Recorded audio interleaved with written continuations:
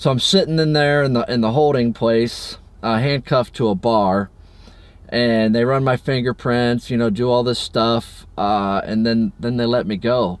Well, in the meantime, they impounded my car.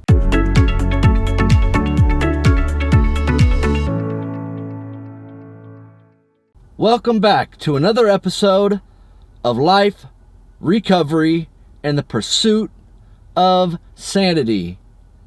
My name is Josh Logan, and today I kind of want to break this up over the course of probably a couple episodes because this might be a long one. I want to discuss what it was like early in recovery. But I think in order to successfully do that and give you a clearer picture, I need to go back into what it was like just before I got clean. And so that's where I'm going to start today. So this is back in the end of May of 2014. My clean date's July 15th, 2014. So it was a couple months before.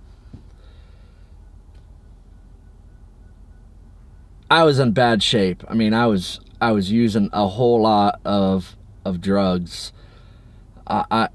Truth be told, I don't remember a whole lot. I was really just kind of out of my mind. There's little bits and pieces, but about this time is when I start to remember a lot more of what was going on. So I know that it was pivotal in me getting clean.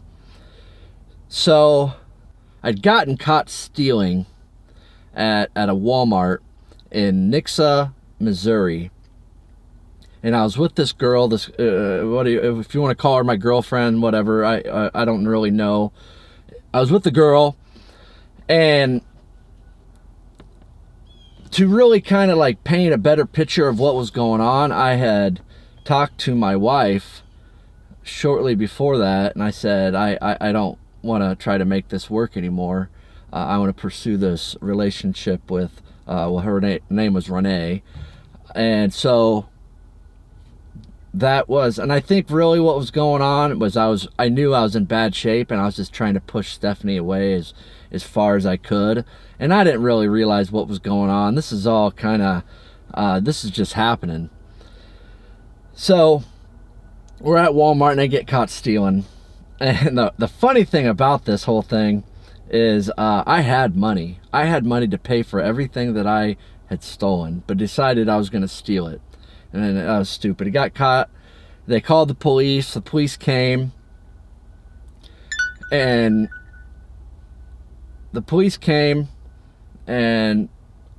basically arrested me. It was a book and release. But they knew I had a car. And so Renee was sitting in the car, and she had a warrant for her arrest. And so she ended up getting arrested too. So I got taken down to the Nixa jail. I think it was the Christian County jail. So I'm sitting in there in the holding place, handcuffed to a bar, and they run my fingerprints, do all this stuff, and then they let me go. Well, in the meantime, they impounded my car. So I remember calling up my wife and telling her, hey, I need you to come get me. I just got arrested for stealing. And she's like, no, I'm not going to come get you. And I was mad.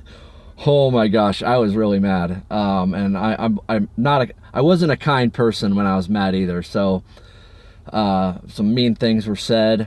But nonetheless, I ended up getting a hold of somebody, and it was probably another 20 minutes before I got a hold of somebody else. So I walked probably 4 miles at night in the dark on Highway 65, trying to make my way towards Springfield. And a friend of mine that I had worked with when I worked at Hy-Vee, he picked me up. And so, and I say all that because that was really that was kind of like the beginning part of the end, where I was just falling apart emotionally, falling apart mentally. Things around me were falling apart. Relationships that I had with people were falling apart. So I was always trying to get drugs, and this is before I went into full-blown meth addiction again, but I lied to a vet and told my vet that my dog had seizures, and I knew exactly what she was going to prescribe for the dog, and sure enough, she did phenobarbital. And so I didn't give them to my dog. I did at the very beginning, but then stopped. I felt really bad. And so I had all this phenobarbital sitting in my house, and I was just keeping it for one day, you know. And so it's a couple days later, and I'm not entirely sure. This is kind of where it goes fuzzy again. And I think it was a couple days later, and I was just really miserable. Feeling, you know, down in the dumps. I just told my wife that I'm done. I don't want to work on this relationship anymore. Do what you need to do. And shortly after that, this girl that I said I was going to be trying to do a relationship with, she gets arrested and she's going back to prison. And I mean, I'm like, oh my gosh. And really, truth be told, it was a very serious matter because I had no idea what I was going to do. I was very hopeless. And so I remember thinking to myself, I'm done. I can't do this anymore. I have this phenobarbital. I have this Klonopin that I know that if I take enough of this stuff, I'll die. And so I remember praying to God. Shortly after I took about like almost 1.5 grams of phenobarbital and about 30 Klonopin. And I remember just laying in bed saying, God, if there's something you want from me, save my life. Otherwise, I'm done. And that was the last thing I remembered before waking up in the hospital. And I had no idea where I woke up. I had no idea where I was when I woke up. I just remember being in my bed, and next thing you know, I'm like trying to talk, and I can't talk. They got this thing down my throat. I was intubated, and I just started trying to pull this thing out. I had no idea what was going on. Well, sure enough, my roommates at the time, they had called the ambulance because they had realized that something serious was going on. And so they took me to Cox South, and, you know, I don't know what they did at Cox South, but they saved my life.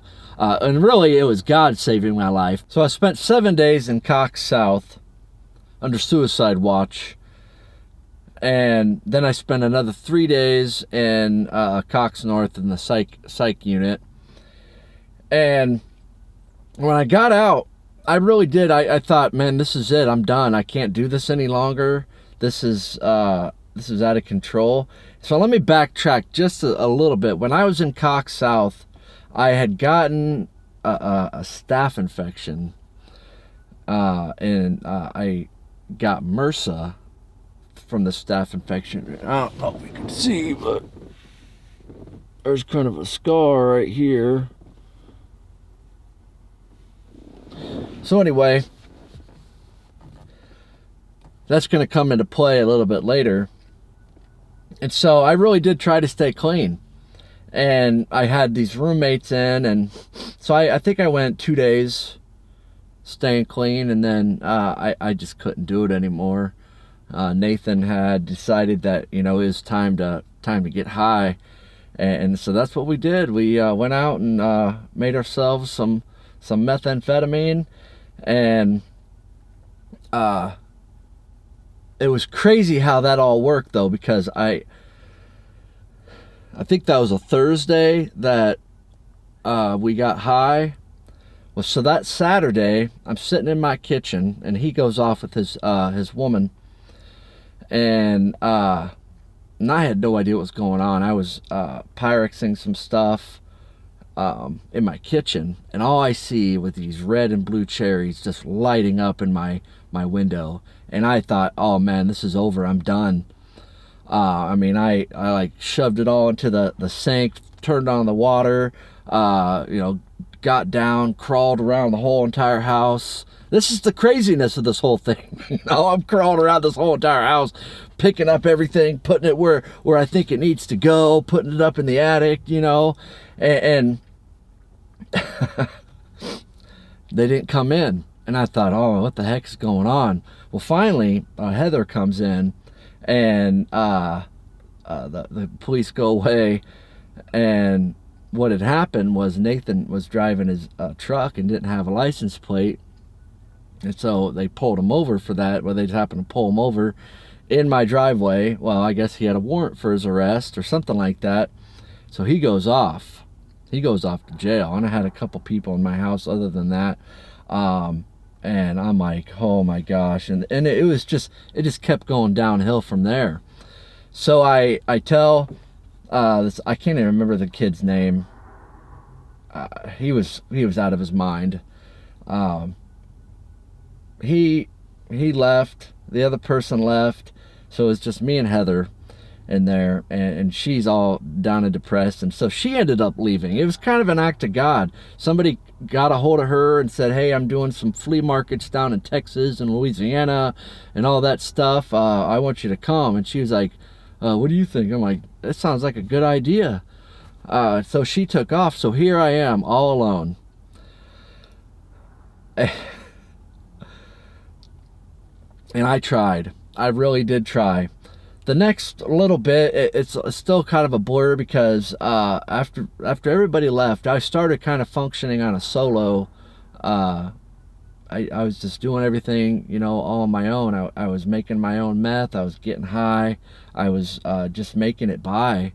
And I remember, though, that I think my wife knew that I was trying, because then she kind of let me start seeing the kids a little bit, and I tried my best to make sure that they didn't see what I was doing. And so the next part of the story is going to be my trip to Iowa, and that's a wild trip. And this is shortly before I got clean. I went to Iowa.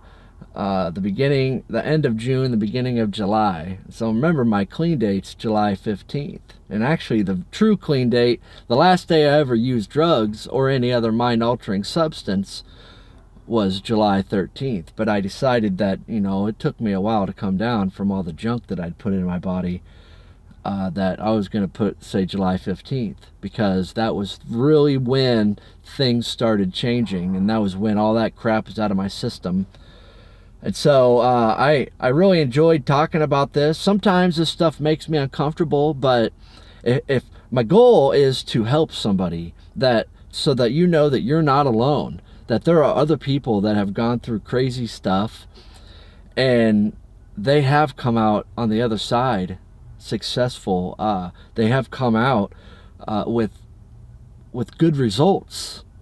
And so if you like this video, I would really appreciate it if you consider subscribing to my channel, hit that like button, and share it. I am all about sharing this. Get the message out that there is hope for the hopeless, that there is life after drugs, after controlling issues, that you can have a life that is free and joyous. Till next time, peace. What are you doing?